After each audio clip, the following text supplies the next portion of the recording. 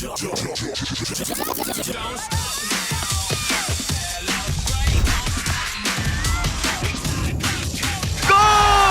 Untuk perayaan yang never stop, segerin dengan Hydro Coco. Don't stop the celebration! Sekarang apa sih masalah Persib musim lalu? Kan di lini depan kan? Iya, Lu lihat deh transfernya sekarang, Ya, Sekulic, Luka Menalo, Ragnar Oratmangun. Jadi betul-betul mereka tuh kayaknya pingin memperdalam kualitas pemain di lini depan. Siapa bisa ganggu timnas untuk jadi juara? Udah pasti Vietnam sama Thailand kalau menurut gua. Dua itu Pesaing ya. terberat ya itu. Ya ini kita mau bahas AFF berarti ya. Iya. Menurut gua sih sekarang cukup terbuka peluang kita Is, karena 4 pertandingan John Herdman kalau lu lihat, Bagus. gua ya tepuk tangan lah ya. Sangat-sangat kagum gitu ya, fleksibilitas Ya.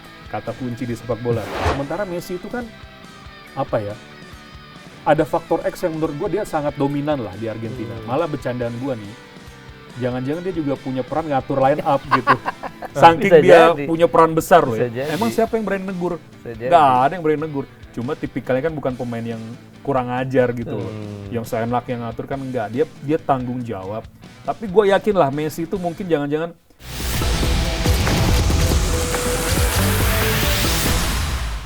Bung Ais, Ya, ini Liga 1 musim berikutnya udah mau mulai nih. tuh. Ini Persib Bandung udah memanaskan mesinnya. Banyak pemain baru udah didatangkan.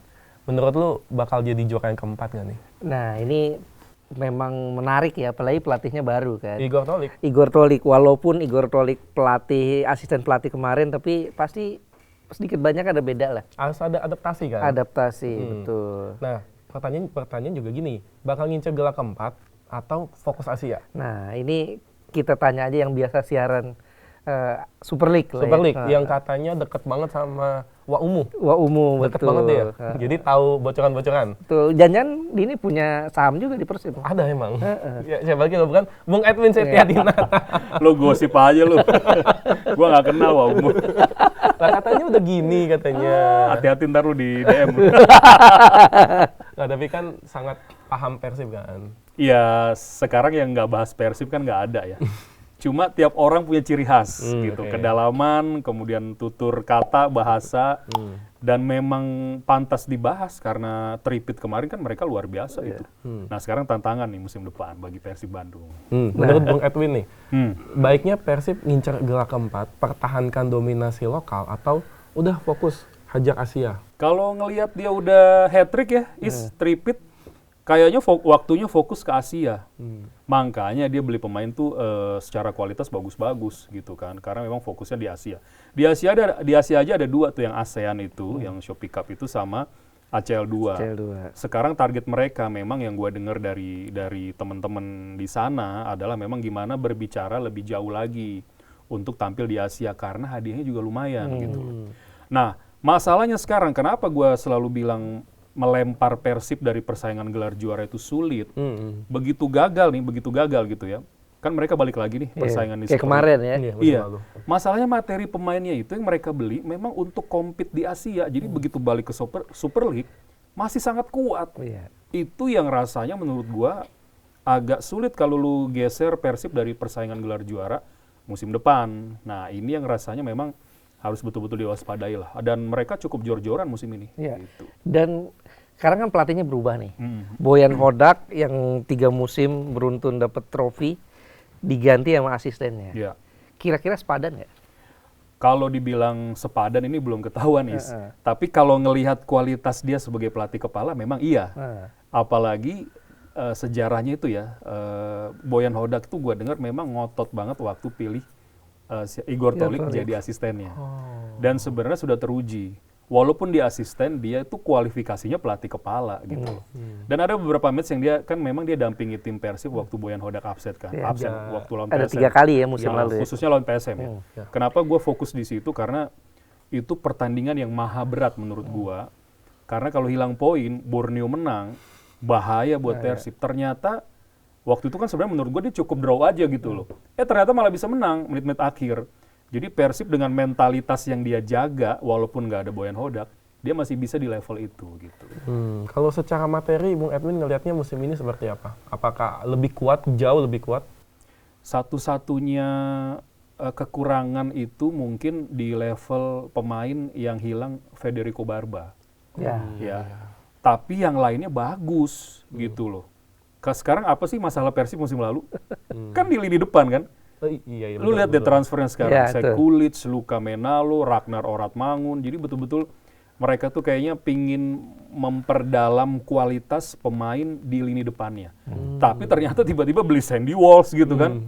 Ada Gabriel Mutombo untuk gantiin Barba, meskipun secara gaya main beda. Tapi gue udah cek lah beberapa highlights Mutombo di Ratchaburi, itu cukup oke kok. Ya duel one on one-nya bagus, duel udaranya bagus, tapi build up-nya mungkin tidak sebagus Barba gitu ya. Nah kemudian masuk Gakuto Notsuda, pemain Jepang yang secara apa ya, kalau kita bicara gelandang itu kan sekarang yang penting transisinya bagus ya. Mungkin nggak gitu kuat, tapi passing-passing cepatnya itu juga bagus.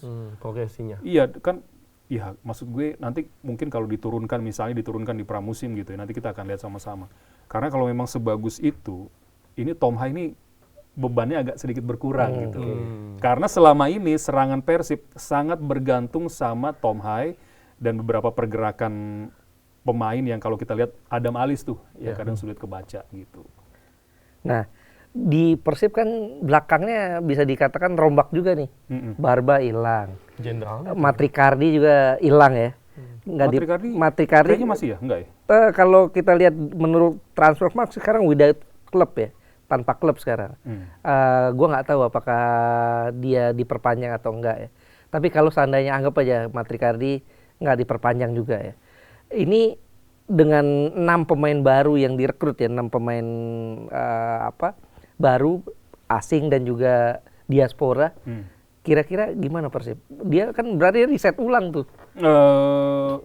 Kalau riset ulang kan mungkin hampir setengah tim misalnya pergi, tapi menurut gue sih enggak sih. Kerangka-kerangka kayak misalnya Tom Haye masih ada, Beckham, Berginio, kemudian kemarin latihan perdana itu gue masih lihat tuh ada William Barros sama Ramon gitu ya, Ramon Tangke. Ini jadi bertanya gue, ini masih dipertahankan atau enggak gitu. Tapi kalau melihat kuota pemain asingnya sekarang kan 11 ya 11. aturannya. Ini udah 10. Nah, makanya sekarang Putros kabarnya juga masih dalam tahap pembicaraan. Sejauh mana progresnya gue nggak tahu. Karena Putros ini menurut gue juga perlu versatile soalnya. Bisa di mana aja. Nah, soal Matrikardi ini kita sama-sama tunggu aja. Setahu gue sih masih ya.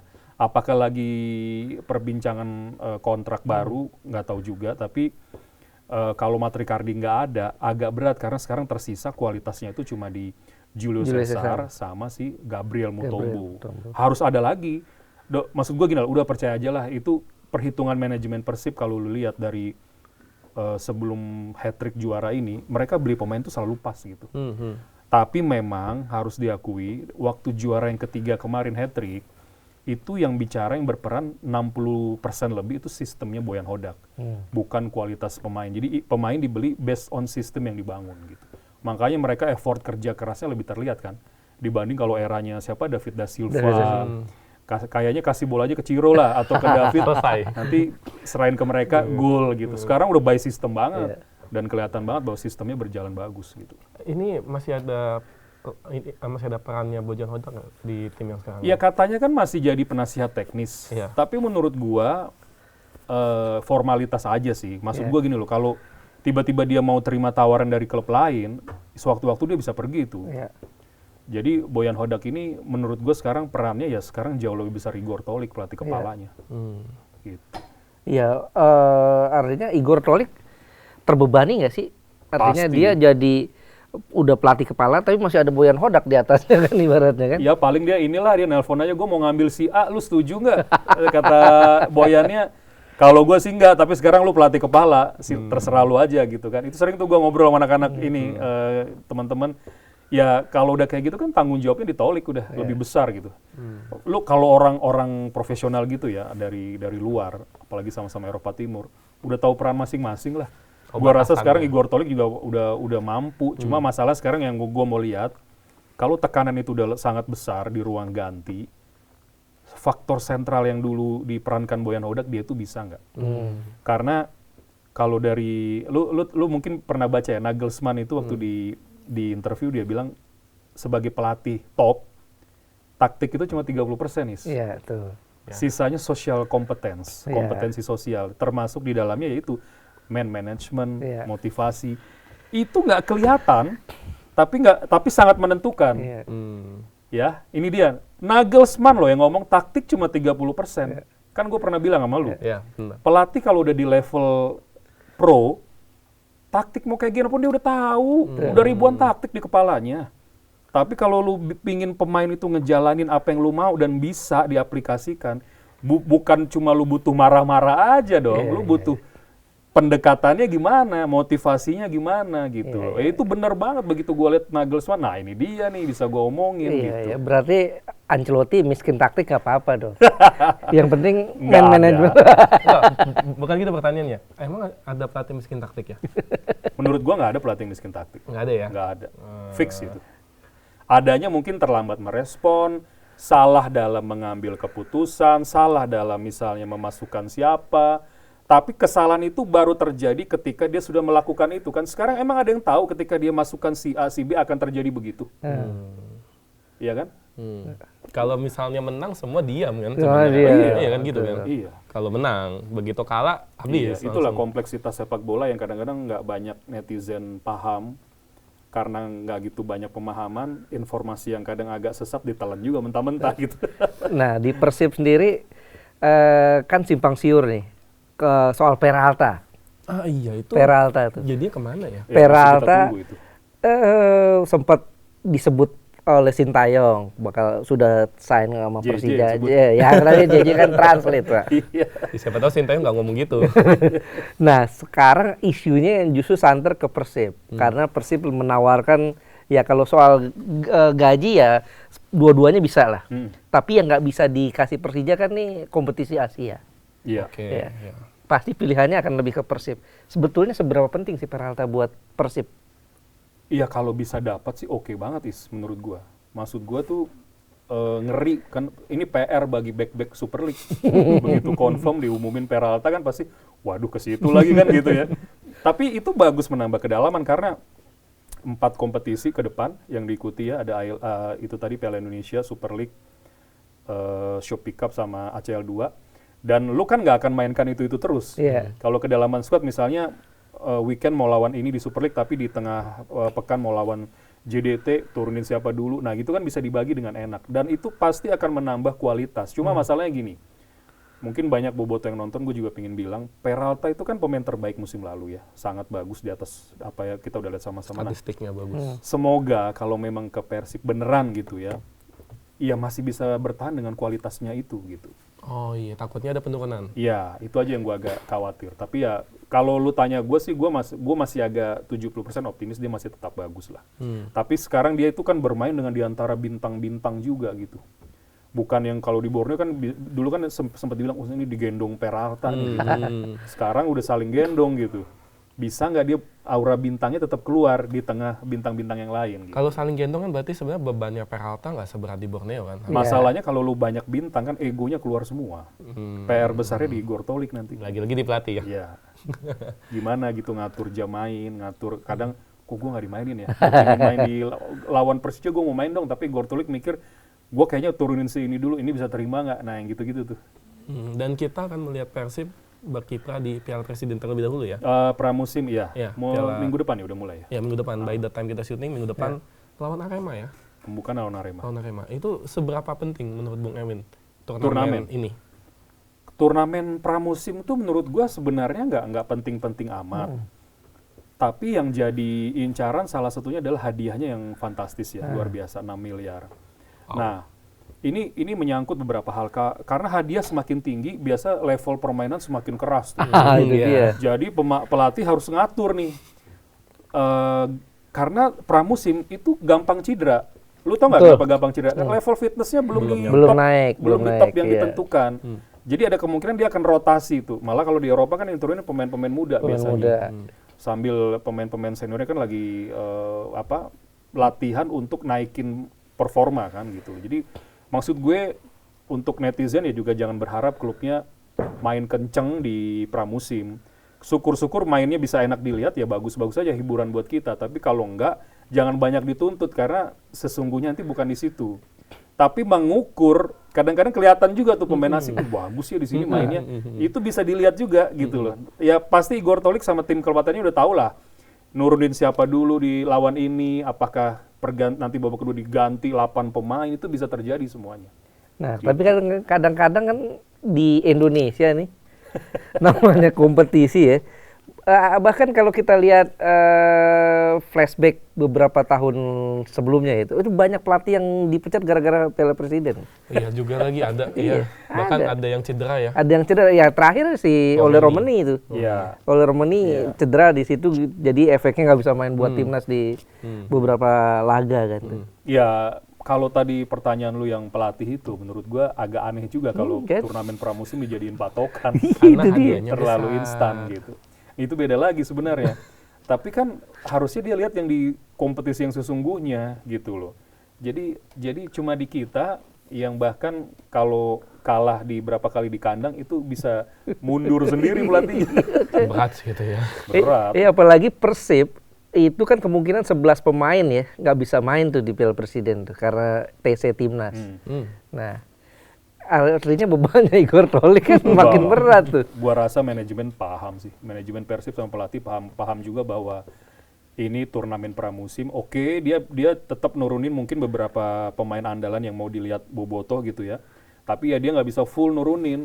Lah daripada dia turunin full menyenangkan, gua nggak tahu menyenangkan siapa, tapi ternyata di kompetisi sungguhnya nggak bisa main kan repot. Betul. Percuma jadinya. Iya, ya tetaplah dia mungkin akan main lumayan serius gitu ya, untuk lumayan lah ini hadiahnya, tapi ya dia pasti harus rotasi dong. Ya, betul. Nggak bisa itu aja. Salah satu target dari Persib adalah mempertahankan gelar Liga Indonesia. Super League. Ya, menjadi forfeit ya berarti ya. Jadi 4 Tahu gelar. dari ya. mana targetnya itu? Ya. Boboto pasti pengen dong, Boboto. Ya kalau juara kan pasti Ya, mereka semua pengen kan. seneng lagi kan. Tapi kalau enggak, tapi di Asia melangkah lebih jauh kan Itu juga oke. prestasi juga Bisa sampai sebenarnya. semifinal misalnya kan. Iya. Tapi gini pertanyaannya, di Liga kira-kira siapa klub yang bisa menghentikan dominasi Persib? Keren nih pertanyaannya. Kalau ngelihat dari beberapa transfer yang dilakukan, Persija cukup oke. Tapi tiba-tiba ada satu klub yang menurut gua agak takjub juga Oke. ngelihat transfernya. Karena langsung aja gua ngomong Persebaya gitu ya. Karena manajemennya Azrul ini setahu gua tidak jor-joran biasanya. Tapi lebih mementingkan sustainability klub. Makanya dia juga kembangin bisnisnya gitu. Karena keuangan di klub kan lu tahu sendiri, Yus. Iya. Kembang kempisnya kan risikonya tinggi kan. Katanya kalau udah buka keran nggak bisa nutup lagi tuh. Nah, Bocor ya. Jadi dia harus gimana strategi sustainnya bisa lama biar klub itu terus berkesinambungan kan. Dan gue kaget ngeliat transfernya memang. Walaupun rataan dari PSM ya. Dan jangan lupakan faktor Bernardo Tavares itu akhirnya melatih dari awal musim dengan persiapan matang dengan pilihan pemain dia sendiri. Musim lalu kan dia masuk di tengah musim. tengah musim. Sekarang dari awal nih. Sementara kalau lu lihat rekornya dia ya, Tavares itu kan di PSM salah satu pelatih yang paling adaptif Iya. dengan transisi yang paling bahaya Betul. gitu loh. Sementara pemain-pemain terbaik PSM udah dibawa nih ke Persebaya, Yuran Fernandes, Gladson di sana, ada Lasinari dan beberapa pemain-pemain baru yang menurut gua ngeri juga Persebaya di musim depan nih. Nah, gimana Persija? Persija kan targetnya gila nih. Iya. Bukan cuma dari manajemen, tapi gubernur juga ikut-ikutan menargetkan Persija harus juara Iya. sebagai kado 500 tahun Yes. Jakarta. Tahun depan 500 tahun. 500 tahun. Jangan lupa Sintayong. Persebaya 100 tahun tahun depan. Siapa yang lebih penting nih? Iya, Sintayong diangkut. Iya. Sintayong diangkut dan kualitas pemain-pemain yang direkrut, ya gue nggak tahu ya seberapa bagus juga. Menurut lo kira-kira target juara untuk 500 tahun Jakarta itu tercapai nggak sih dengan Sintayong? Kalau yang diinginkan Sintayong dituruti gitu ya, diiyakan lah oleh manajemen, bisa jadi nanti ini seru nih, karena satu lagi faktor STY-nya ya. Cuma gini, gue agak sedikit penasaran karena kan dia bilang dalam satu preskon dia akan main lebih terbuka ya. Masalahnya kan gue nggak pernah lihat itu. Iya. Sepanjang dia ngelatih Indonesia, permainannya kan nggak begitu. Pragmatis. Gitu kan. Lebih pragmatis, walaupun hasilnya oke ya. Dan kalau ngelihat rekornya gitu ya, di mana terakhir dia dipecat di klub Korea, gue lagi menunggu apakah memang sebagus ini ya. Gue lagi nunggu juga. Tapi kan kita nggak pernah tahu karena sekarang dia day by day bersama klub. Ya. Jadi mungkin saja bukan jaminan dia akan gagal, bukan jaminan juga dia akan langsung juara. Cuma kalau nggak juara dalam prosesnya misalnya dia peringkat kedua atau peringkat ketiga, menurut gue sih nggak gagal lah. Ya. Sekarang yang mau juara 18 klub is. Betul. Di Super League yang ikut itu mau juara Iya. gitu. Emangnya tim-tim lain silahkan kan nggak juga. Kalau Iya. away kan mereka akan ngasih perlawanan keras gitu kan. Iya. Dan faktor pemain asing pilihan STY sendiri nanti kan akan berperan ya. Dan inilah maksud gue, ini juga tantangan nih bagi manajemen Persija dengan pemain pilihan STY dan pemain yang sudah ada. Kepake nggak sama STY gitu maksud gue. Masalahnya kan Persija ambisius nih.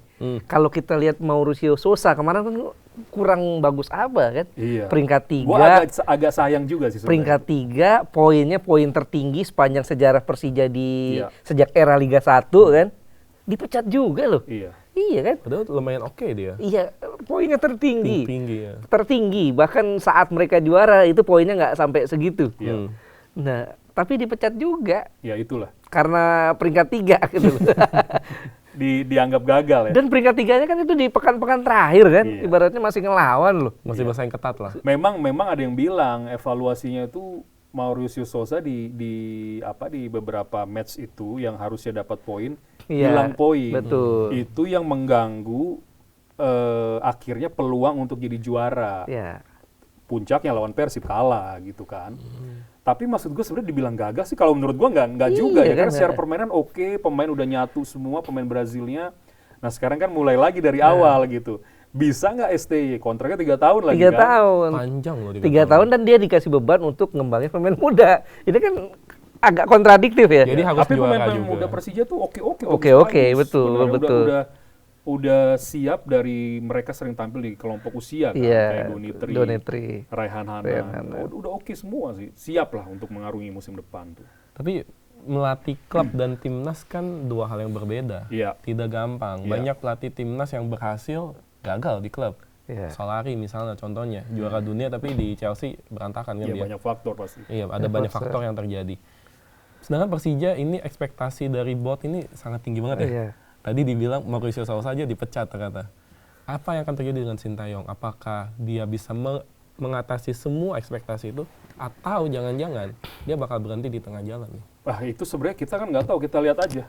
Dia kalau dia sudah terima dengan target itu berarti dia merasa dia mampu, dia bisa kan. Tinggal kita lihat aja karena ini belum kejadian semua nih, belum kejadian semua. Tapi kalau gua lihat dengan bagaimana dia serius membeli pemain yang dia inginkan, dia bawa beberapa staf kepelatihan yang dia percaya, rasanya sih dia memang mengejar itu ya gitu. Jadi bisa dipastikan Super League musim depan sangat-sangat seru. Jadi kesimpulannya yang bisa menggoyang dominasi Persib hanya Persija dan Persebaya. Sejauh ini. Borneo? Kadang-kadang tuh gue lagi nungguin nih transfer Dewa siapa, Borneo, Iya. Malu. Iya. Dewa juga pelatihnya belum diumumkan. Belum fix. Katanya ya. Luis Mia katanya. Bukan si aduh kok gue lupa ya. Iya. Pemain Brazil deh kayaknya. Ya sempat Brazil, ya? isunya kan sempat santer Coba dicek deh. Ya, Luis pelatih Mia Dewa. dan si Patrick Kluivert kan. Ya kalau Patrick Kluivert tertarik sih, bagus itu. Menarik. Bagus waktu jadi pemain iya. Iya. Oke, jadi baru 2 itu aja ya. Even Borneo pun belum ya, Borneo masih Iya belum kelihatan ya. karena belum ada pergerakan yang signifikan gue lihat dari sisi transfernya. Nggak tahu nanti last minute ya. Tiba-tiba dapat nama Belum besar. diumumin Kayak Dewa. Persib last minute kemarin dapat Tom Haye Iya, sama tuh, hai. Eliano kan Eliano. Itu langsung game changing dulu. langsung berubah. mengejutkan gitu. Iya. Jadi baru ada 2 nih, Persija sama Persebaya. Persebaya Ya, buat ngeganggu Persib. Tapi ya biar gimana kompetisi kita kan muaranya ke timnas. Oh iya pasti. Ke timnas tuh. Kalau istilah gini, kalau tadi Persib bisa diganggu sama 2 tim itu. Iya. Kalau timnas Indonesia di Piala AFF, siapa bisa ganggu timnas untuk jadi juara? Udah pasti Vietnam sama Thailand kalau menurut gua. Dua itu Pesaing ya. terberat ya itu.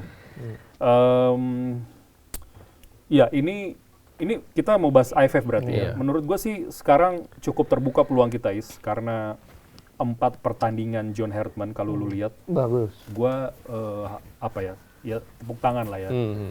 Sangat-sangat kagum gitu ya, fleksibilitas Ya. kata kunci di sepak bola. Kalau Ais tuh main bola dia stay aja di situ. Enggak, faktor U soalnya. Iya. Fleksibilitas kita oke banget. Terus dia nggak ngerubah banyak sistem bertahan kita kan yang sudah dibangun STY. Malah dia lebih improve, misalnya fluiditas. Kalau nggak nyebut Patrick Kluivert. Back, udahlah itu. Kan ada andil Kluivert juga ya, padahal ya. Kenapa STY? Lu tau nggak? Kalau Kluivert bagus, minimal dia pasti jadi pelatih di klub-klub Belanda. Belum. Minimal. Dia masuk kandidat itu loh, pelatih timnas Belanda loh. Oh iya sempet nih ya. Kandidat doang mah, orang bisa masukin aja. Saingannya Ten Hag. Gua kadang lebih Belanda dibanding orang Belanda sendiri.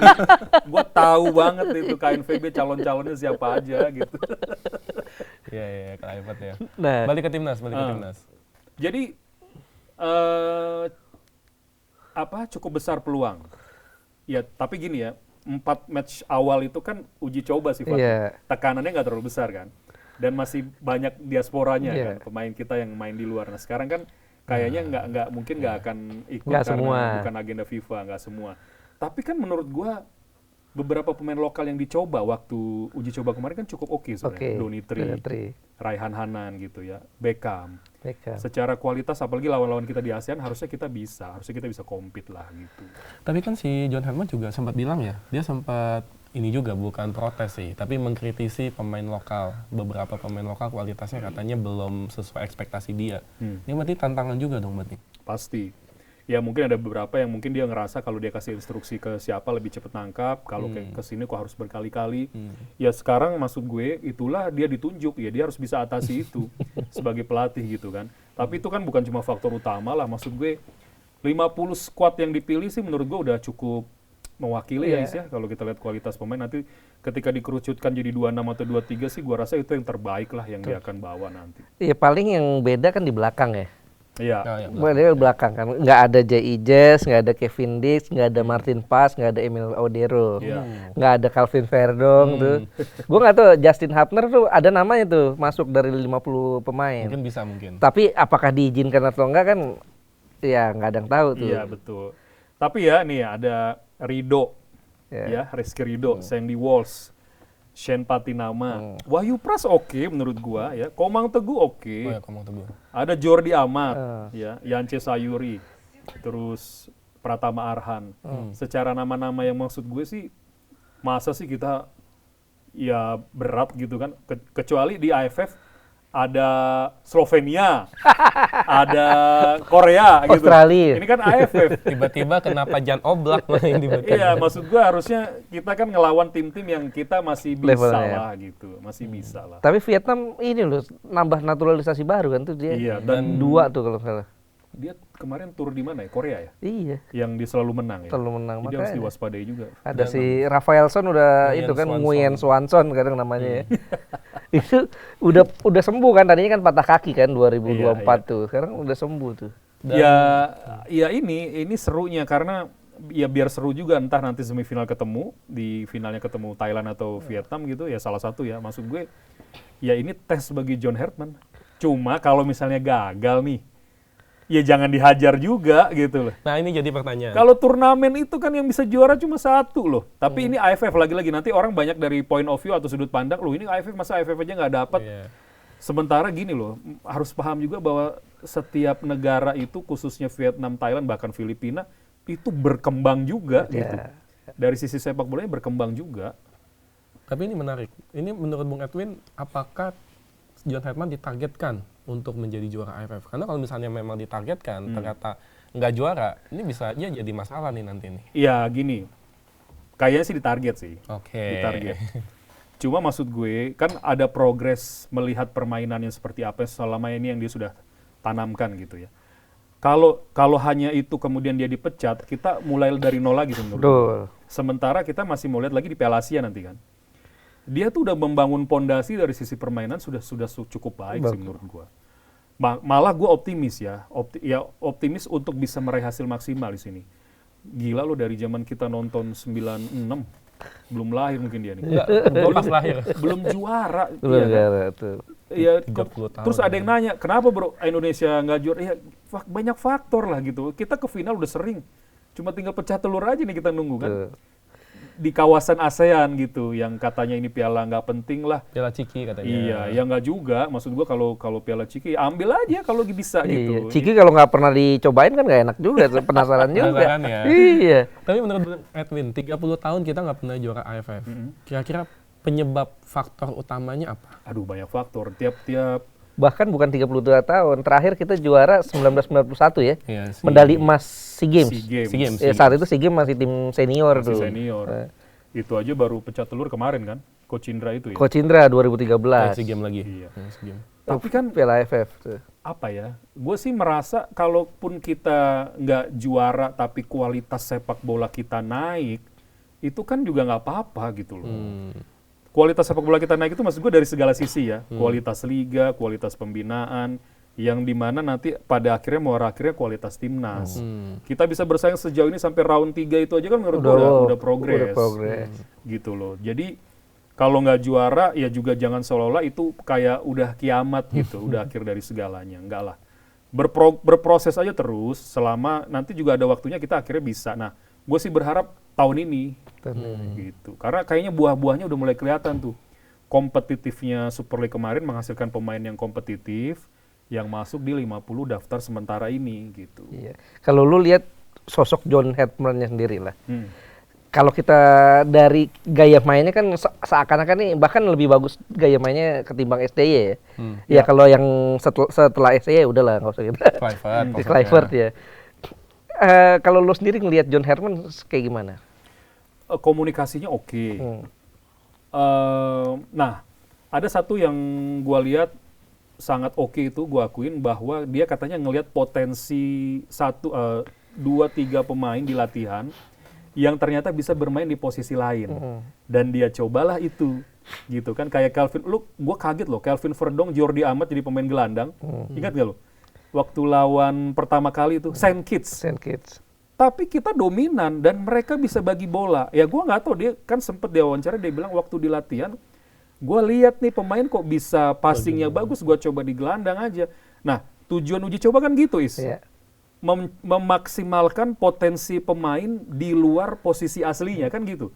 Dia coba-coba terus sampai dia oke ini udah fix, udah mentok, gua akan turunin di sini aja. Nah, itu loh yang kayak gitu-gitu kita nggak bisa lihat. Yang kayak gitu-gitu gue nggak pernah lihat misalnya di zaman era STY-nya. Tapi memang positifnya bertahannya compact, sangat compact, bagus. Dan itu kan nggak dihilangin John Hetman kan. Makanya dia tetap pertahankan 3 center back di era John Hetman ngelatih kan. Ya karena pemain kita ini kan punya kecepatan, tapi kalau terkena counter transisi sering kalah jumlah gitu loh. Itu makanya dia tetap pertahankan itu, tapi lebih fluid kayak yang Rizky Ridho tiba-tiba bisa naik ke atas. Itu dia. Kevin Dix-nya kadang nggak turun untuk nambah jumlah orang di depan yang gitu-gitu tuh. Lebih apa ya, variatif lah. Betul. Gitu. Tapi bukannya katanya main 3 back jelek katanya? Ah, dia nggak paham bola kalau kayak gitu. Main kan sesuai kebutuhan aja pelatih itu. Ini 3 back, 4 back nggak masalah ya? Sebenarnya bukan 3 back, 3 center back. 3 center back ya? 4 defender, nggak masalah. Nggak masalah. Tapi kan mungkin John Herman juga dia ngamatin, wah ternyata Indonesia cocoknya mainnya begini deh. Enggak, loh, ya itu kan dari amatan dia. Emangnya lu lebih tahu dari dia gitu. Jadi nggak masalah mau 3 center back atau 4 center back. Masalahnya ya, kita nih di posisi depan tuh. Kalau Ole nggak main, ya? ini seringkali kita terkendala. Ya, dari berapa tahun terakhir? Dari Masalah beberapa kita di tahun depan. terakhir, ya. Sejak era BP lah ya. Boas. Iya, Boas kan setelah Boas BP itu. BP pensiun praktis kita nggak punya striker lokal yang betul-betul kuat tuh di sini. Iya. Gua akuin itu sih. Dan kayaknya John Herman juga paham itu ya. Jadi sekarang gini, kalau mungkin ini sekarang Piala Asia, gua rasa dia akan minta naturalisasi lagi. Tapi ini karena di AFF dia akan coba dulu pemain yang ada. Dan satu hal yang kita perlu tahu sekarang yang kelihatan di kemarin 4 uji coba itu adalah dia memaksimalkan pemain untuk bisa nyetak gol juga. Jadi fluiditas di depan, fleksibilitas itu supaya tercipta ruang ada pemain bisa nyetak gol itu dia maksimalkan. Kayak Beckham bisa nyetak gol kan karena Romeni tiba-tiba turun, kasih terupas. Nah, ciri khas permainan ini yang sekarang dia coba matangkan karena dia ngomong sendiri di wawancara kan. Gue pingin pemain juga punya mental untuk bisa nyetak gol, nggak harus striker gitu loh. Bagaimana Itu yang maksud dengan pemain yang baru dinaturalisasi, Luke Vickery ya? Luke Vickery, Mitchell Baker dan Iya. Mitchell Baker kayaknya masuk ya. Mitchell Baker masuk di 50 tapi 50 Luke nama. Vickery-nya belum. Gua nggak tahu apakah nanti akan dipanggil last minute atau dia mau lihat dulu atau jangan-jangan karena bukan agenda FIFA nggak diizinin sama klubnya. Banyak faktor gitu. Sulit juga ya. Malah si apa yang di LAFC sih? Adrian nggak dipanggil. Adrian Wibowo ya? Enggak. Nggak dipanggil. Ya, mungkin karena pramusim atau mungkin memang masih berkompetisi di klub kan. di Kita masih ada strike, tapi gue sih kayaknya strike sulit Strike ya. sulit ya, udah hilang dia. Ya. Ada Ragnar, ada Excel. Nah, gue malah pingin Excel bagus. Excel ini dicoba Nah sih. itu benar, gue setuju. Udah lama kita nggak punya striker ngotot gitu kan. Jadi ada Yakob Sayuri juga. Sayuri. Kemudian Ramadan Sananta mungkin gitu. Berarti saingan terberatnya Vietnam dan Thailand. Masih Vietnam, Masih dua Thailand. itu kalau di Asia Tenggara. Meskipun Thailand udah agak menurun ya berapa tahun terakhir. Tapi Thailand ini gue dengar juga katanya nggak terlalu Iya. fokus di AFF ini. Jadi mungkin lebih ke Vietnam ya, lebih ke Vietnam kayaknya. kita satu grup ya? Enggak, Iya. sama Thailand enggak. Sama Vietnam. Vietnam. Sama Vietnam. Sama Satu Vietnam. grup. Malaysia gimana? Masih bisa lah kita. Masih bisa ya? Masih bisa ya? Menurut gue sih masih bisa. Iya, setelah 7 pemain itu kena ban kan ya? Iya, Singapura juga kita masih Dia bisa. dari Argentina ya. Argentina, ya. Vietnam tapi Kim Sang-sik sangat serius ya. Dia sampai kabarnya memata-matai nonton. Bukan di GBK. kabar, emang bener. Emang bener dia ya? Emang ngintip dia. Emang ngintip ya? Ngintip kemarin di GBK tuh. Iya. Iya, dan yang gue agak bingung juga kenapa kita home-nya di Pakansari ya? Gua nggak ngerti Ini apa hitungan biaya bisnis atau apa. atau- Ya, gua nggak ngerti juga sih. Padahal kan ini Piala AFF loh. Ada Vietnam yang kita jamu ya. Ada satu lagi saya Kamboja ya kalau nggak Kalau salah. nggak salah. Ya mungkin biar kapasitasnya mungkin biar betul-betul maksimal, Maksimal gitu. ya. Dan itu deket juga kan sama Betul, lapangan. betul, betul. Ya kalau di GBK ada lintasan itu ya, lintasan lari. Jadi agak jauh mungkin. Ya itu nggak pengaruh terlalu banyak juga sih. Iya, gitu. Cuma kalau misalnya nggak full kan kurang gimana gitu kan gitu. Sekarang dalam beberapa terakhir uji coba kemarin kan nggak terlalu full Nggak tuh. terlalu. Jadi memang ya jangan-jangan jadi salah satu faktor untuk mengantisipasi itu gitu. Iya kan sejak kita gagal di putaran 4 kan memang agak ada penurunan. tuh Iya. ya, ada penurunan. Harus diakui beberapa supporter memang merasa ada gairah yang menurun. Ini kalau sampai juara naik lagi. Naik lagi, betul. Lagi ya. Meskipun sebenarnya kita masih kesel ya kenapa nggak lolos Piala Dunia. Iya, targetnya kan itu 2030 tuh. Iya, Tapi iya. sebelum kita 2030 kita pantas juga tuh bahas 2026. Di mana harusnya kita bisa masuk ya. Di mana kita harusnya masuk. Iya. Di mana ini udah nyampe babak final, kita review sedikit lah. Perancis ini luar biasa ya lini serangnya. Dia punya 5 pemain yang kualitasnya bagus untuk di 4 posisi bahkan. Kenapa dia kayak menghilang lawan Spanyol? Apa yang terjadi dengan Perancis? Jadi sejak gua nonton Piala Dunia tahun ini yang kadang-kadang dia nongol gitu ya. Tiap hari dong. Salah satu tim yang paling rapi main itu memang Spanyol sih. Apa disiplin taktik, fleksibilitas, kemudian apa ya transisi gitu. Kecerdasan itu kelihatan, terutama Rodri ya Is, ya. Kalau lu lihat Rodri itu Fabian Ruiz ya. gila banget sih Rodri. Berdua tuh. Jadi ada statistik menarik di sisi pertahanan. Nomor 1 kan Upamecano, Iya. nomor 2-nya Rodri. Tuh. Upamecano kan wajar center Iya. back ya, tapi Rodri aduh. Gue tuh sekarang gue punya julukan nih buat gelandang-gelandang itu. Dulu kan kita kenal pengangkut air lah, Metronom. pemotong rumput lah. Motong rumput. Sekarang gue julukin Rodri itu tukang jahit nih. Betul. Dia ngejahit di antara lini jadi bagus, pemain yang deket dia jadi bagus mainnya. Dan dia itu next levelnya Busquets kalau menurut gue. Lebih Iya, bagus ya? betul. Lebih bagus dalam artian karena mungkin terbantu tren sepak bola sekarang ya. Yang dia lu press dia balik badan tuh bisa nggak kena gitu. Kalau Busquets tuh kan mentok dia back pass atau dia ke samping. Iya. Kalau ini enggak loh, dia bikin apa ya? Dia orkestrator lah di tengah itu. Padahal kan dulu posisinya nomor 6 loh. Nomor 6. Sekarang lu nggak tahu Rodri mau lu mainin 10 juga bisa kali. Nomor 8 juga bisa. Ya itulah maksud gue Spanyol ternyata punya keunggulan kecerdasan pemain yang bisa mengunci permainan Prancis. Betul. Awalnya memang gue bingung, bisa nggak ya Spanyol itu ngunci 4 pemain depannya. Olis, Dembele, Mbappe, salah satu Barcola atau Due. Ternyata bisa loh dibikin nggak jalan gitu loh. Jadi ya Spanyol ini menurut gue kayaknya the next big thing di finalnya gitu. Betul. The next big thing ya. Padahal ini tim satu-satunya tim di semifinal ya Nah, yang nggak pakai striker ya. ya strikernya maksudnya Striker murni ya. strikernya maksudnya. itu nomor 9 murni bukan lah. yang Iya. apa ya, Killer, Ini kan kayak false Haaland. nine kan dia. bukan predator lah, Betul, iya. Oyarzabal ya, tapi Oyarzabal. fluid juga Iya. pergerakannya gitu. Dan pemain lainnya juga apa ya, ngunci lawan tuh pinter, tapi begitu punya serangan timing yang pas bisa hukum lu untuk nyetak gol gitu. Itu hebatnya Spanyol sekarang. Dan gua harus salut sama De La Fuente juga sih. Zala Fuente. Dan dia seperti punya banyak Game ini plan. ya, punya game plan, kartunya banyak ya. Karena orang mengira Pedri ini akan main. Ternyata dicadangin Iya, Pedrinya. dia lebih milih Rodri, Fabian Ruiz, Dani Olmo. Dani Olmo. Dani Olmo mungkin apa ya ada ya beberapa gue lihat yang ngeritik dia tuh, cuma kan perannya sentral juga ya. Sentral. Meskipun nggak nyetak gol, tapi cara dia narik Asis di sana. Asisnya Pedro Porro kan dia. Iya. Asis dia tuh. Narik back lawan, narik gelandang lawan, skill individu. Nah, pemain pinter itu tahu kapan gunain skill individu, kapan harus one two touch pass-nya Iya, gitu maksud gue. Emang yang nggak pintar siapa sih? Jangan dibahas. Nah, Prancis harus, tapi Prancis masih oke lah. Artinya ini kan kutukan ranking 1 nggak bakal jadi juara dunia kan berlanjut. Oh nih. dia ya ranking 1 Iya, gitu ya? sekarang kan ranking 1 Prancis tuh. Oh iya, kalau sekarang Dan ya. sepanjang sejarahnya, sejak sistem ranking itu diberlakukan kan tahun 1992, itu nggak ada ranking 1 yang juara dunia. Ini ranking 1 sebelum pengundian atau pas turnamennya berlangsung? Iya, kalau kemarin Argentina kan Iya, pas pengundiannya ranking 1 sebelum match kan, sebelum turnamen. Kalau sekarang kan ranking 1-nya FIFA sudah Prancis. Update lagi. running kan, dia selalu running kan setiap Update pertandingan lagi, iya. update. Nah, yang terakhir kan ranking 1-nya Prancis tuh. Prancis, Argentina, Spanyol, Inggris. Iya, makanya empat-empatnya untuk Iya. pertama kali dalam sejarah lolos semifinal Betul, juga. betul. Ideal banget ya. Tuh. Nah, sekarang tapi ada beberapa tim yang yang disebut-sebut bakal juara, termasuk tim lu tuh, Belanda ya. Belanda, Jerman. Enggak lah, siapa yang jagoin Belanda?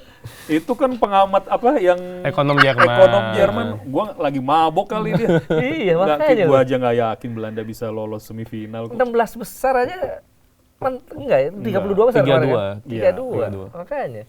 Gitu. Jadi ya udah, maksud gue sekarang kita fokus aja di final di mana Argentina juga lolos kan lawan Inggris. Nah itu juga menarik buat kita Mengejutkan. bahas itu. Banyak sekarang yang tadi gue baru baca tuh komentar Tuchel. Orang berkomentar ketika kita kalah, baru berkomentar menyala-nyalakan, tidak ada yang tahu apa yang akan terjadi dengan keputusan saya. Kalau berhasil kan beda lagi. Pasti dipuji. Iya, maksud gue mungkin ya ini sama kayak waktu Belanda tersingkir kemarin. Gue bilang kalau pelatih merubah untuk lebih fokus bertahan sebenarnya nggak masalah. Asal fokusnya benar-benar fokus. Tapi kan kebobolan nih sekarang kan.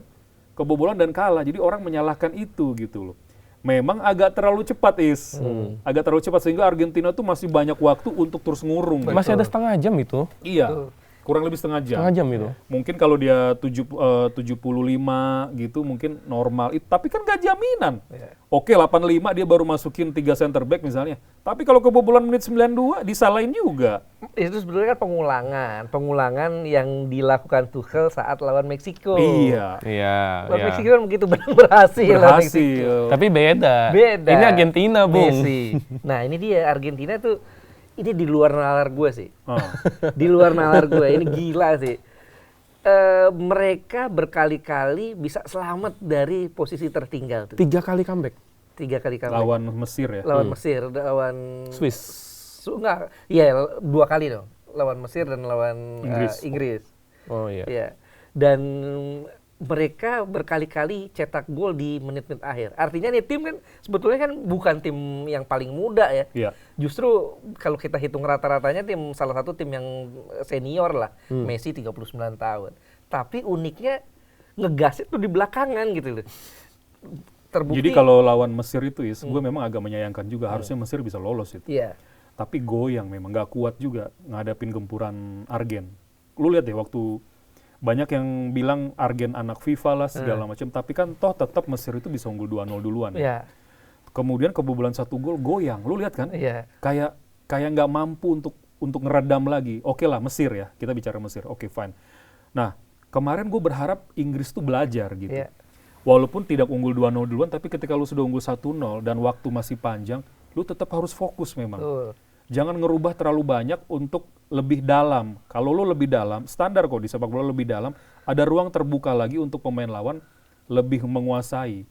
Karena di sepak bola itu kalau kita udah unggul, itu sudah pasti tim yang ketinggalan nggak mungkin bertahan kan, Betul. pasti menyerang. Dan lu punya peluang kok sebenarnya kalau lu bertahan bagus untuk counter lagi gitu loh. Karena mereka akan kalah jumlah di depan, tapi ternyata nggak bisa lepas dari tekanan Argentina juga. Ini yang gua agak sayangkan sih sebenarnya dari Inggris. Wah, Pickford tuh berapa kali lo nyelamatin? Betul. Kalau enggak udah disamain dari menit keberapa kan itu? Iya, dan Agak sayang gua sebenarnya. Inggris itu kan bertahan lebih low block ya. Iya. Artinya kalau gue belajar dari Coach Ian terakhir itu, iya. kalau tim bertahan lebih low block, lebih dekat ke gawang kan, artinya potensi lawan mendekati gawang Lebih kita dekat. lebih dekat. Dan Potensi itu kebobolan, dimaksimalkan betul. Enzo banyak syuting dari Nah, luar itu kotak Dari lini akhirnya. kedua itu tuh. Iya. Nggak ada yang jaga. Dan nggak ada yang ganggu. Iya. Bellingham telat, Bellingham kan. Sayang banget. Udah berkali-kali kan Enzo 3 kali kan Tiga kali. syuting-syuting gitu. Dari Yang ketiga masuk. babak pertama total 4 dari babak pertama. Dia udah Nah. coba-coba terus tuh. Iya. Tapi nggak ada yang nutup. Dan yang aneh golnya Lautaro kan sundulan tuh. Kok bisa-bisa Inggris yang jangkung-jangkung itu? Ada Dunban kan? Iya ada Dunban, kecolongan Dan Lautaro. jadi kemarin tuh sebenarnya gue preview gini, kalau Inggris bisa potong bola-bola yang ke Messi, plus isolate dia gitu ya, dijaga ketat, jangan kasih ruang, mungkin punya peluang. Dan itu kan terjadi sebelum Inggris unggul kan. Betul. Gak banyak gerak dia. Nggak kan? banyak. Jadi masih fokus. Begitu unggul, gue agak heran juga kok langsung mindsetnya dalam gitu turunnya. Ini yang bikin Argentina berkembang jauh. Sementara Messi itu kan apa ya? Ada faktor X yang menurut gue dia sangat dominan lah di Argentina. Malah bercandaan gue nih, jangan-jangan dia juga punya peran ngatur line up gitu.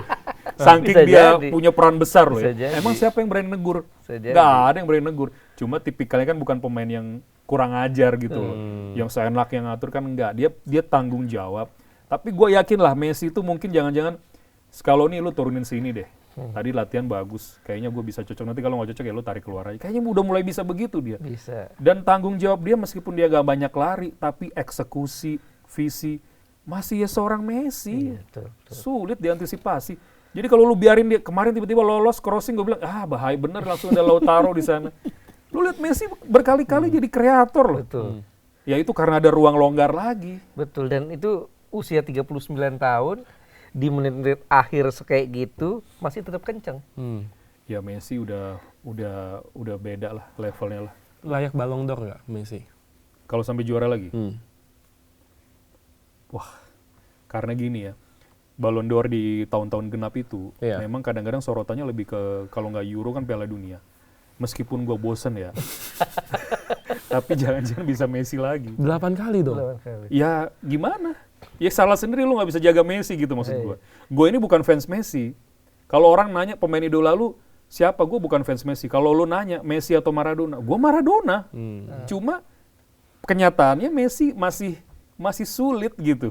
Levelnya masih another level gitu loh. Dan di mana timnas Argentina itu memang main buat dia sekarang. Udah betul-betul saking segitunya gitu. Karena mereka tahu mereka buntu pun ada Messi yang bisa tiba-tiba keluar aja dari tekanan dan mengubah sesuatu gitu. Kalau sampai dia 8 Ballon d'Or, ini ninggalin Ronaldo cuma 5 dong berarti. Ya Makin udahlah, jauh maksud dong. gue. Ya sekarang udah faktanya memang begitu, tinggal nunggu yang lain aja bisa nggak gitu. Oke, final gimana? Kira-kira? Prediksi. Prediksi final. Spanyol, Argentina. Gue berharap Spanyol tetap menunjukkan kepintaran, kecerdasan sepak bolanya sih untuk meredam Messi. Pasti udah dipikirkan matang-matang lah. Gue cuma berharap. Dan kalau unggul, ya jangan Bertahan. belajar banyak lah dari Mesir dan Inggris gitu ya. Tapi kalau lu lihat Spanyol kan kayaknya bisa ya. Bisa. Cuma kan lagi-lagi faktor X Messi-nya ini yang gue agak ngeri sih. Spanyol ini kan statistiknya gila ya. Itu bisa dibilang pertahanan terbaik tuh Spanyol. Baru bobol sekali. Ya, 7 pertandingan baru kebobolan sekali. Udah 6 hampir- clean sheet. udah hampir kayak 6 clean Itali sheet. itu. Unai Simon ini mendekati torehan clean sheet-nya Fabian Barthez. Total kalau nggak salah udah 8 clean sheet dia dari 2 Piala Dunia nih. Fabian Barthez itu 10 ya, 10 dari 17 penampilan. Nah, kira-kira bisa nggak mereka bendung Argentina? Ya harapan gue sih semoga bisa ya. Karena kecerdasan pemain Spanyol ini, mereka tuh nggak main low block kan. Mereka main simple aja. Dan itulah simpelnya bola yang dimainin Spanyol sekarang. Dengan bola mesti ngapain, hilang bola, lu mesti gimana. Itulah yang kelihatan di Spanyol gitu. Yang gue sampai sekarang masih sangat salut dengan De La Fuente itu. Jadi dari tengah lu udah diganggu, dibikin nggak berkembang, dibikin pasokan bola ke 4 pemain depan Perancis diputus. Fabian Ruiz tiba-tiba ada di mana nggak kebaca, Rodri-nya dominan. Nah ini tapi Messi. kan tadi kita off-air ngobrol ya. Gelandangnya Argentina itu kan pekerja semua.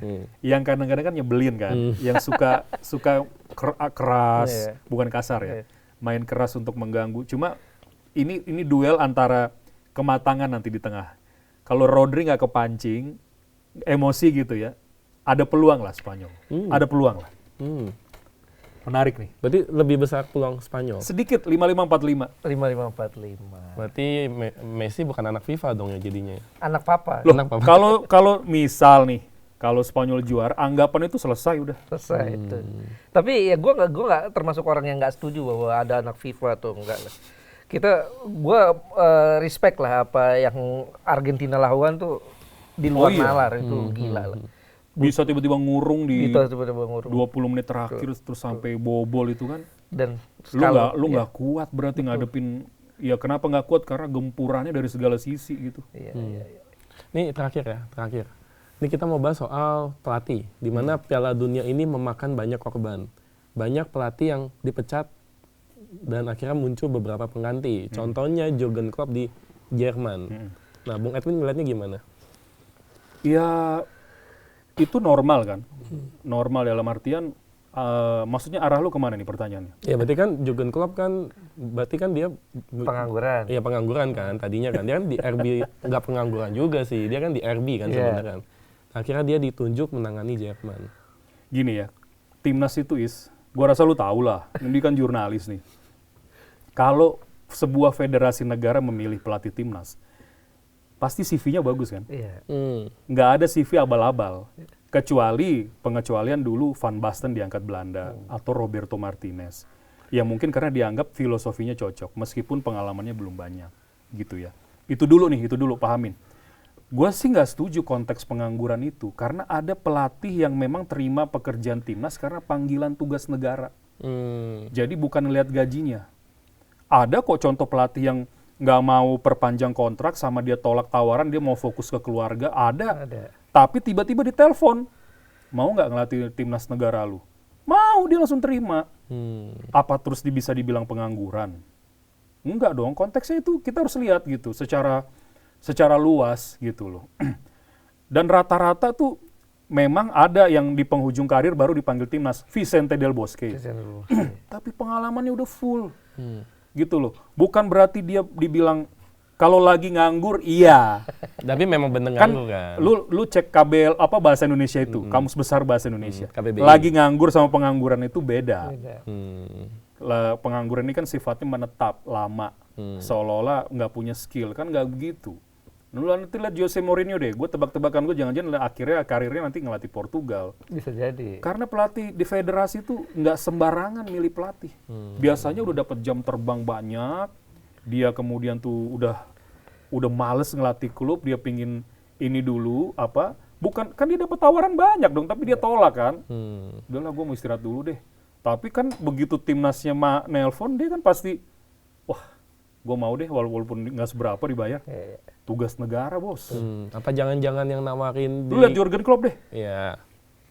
Emangnya lebih gede gajinya kita nggak tahu kan? Dia kan di RB kan apa jadi penasihat teknis ya? Penasihat teknis. Ya dia bukan pengangguran juga by the way. Bukan Sampai sih. dibayarin ya kompensasinya kalau nggak salah. Tuh. Gede itu di RB. Gede ya. Jadi ini ya, jadi pelatih timnas belum tentu lebih jelek daripada pelatih klub ya. Dan bukan pengangguran. Bukan pengangguran. Ya, itu lebih luas lah kita lihatnya gitu ya.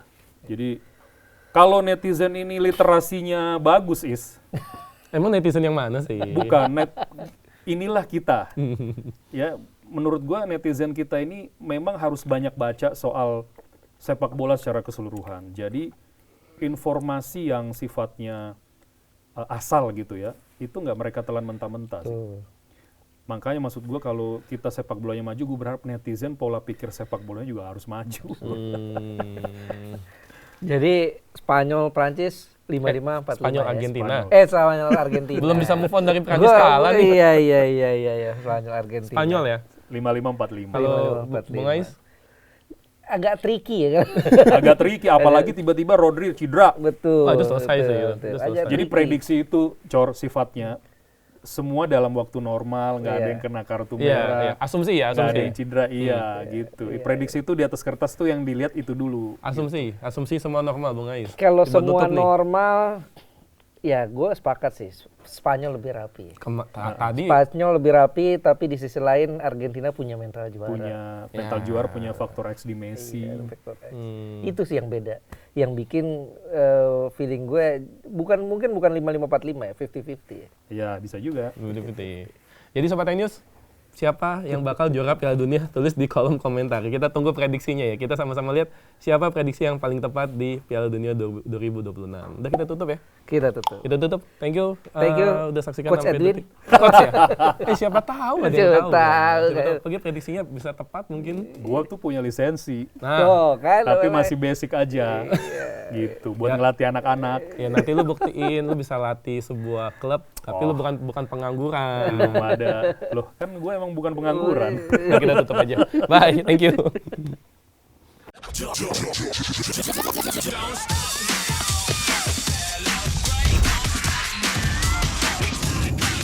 Go! Untuk perayaan yang never stop, segeri dengan Hydro Coco. Don't stop the celebration!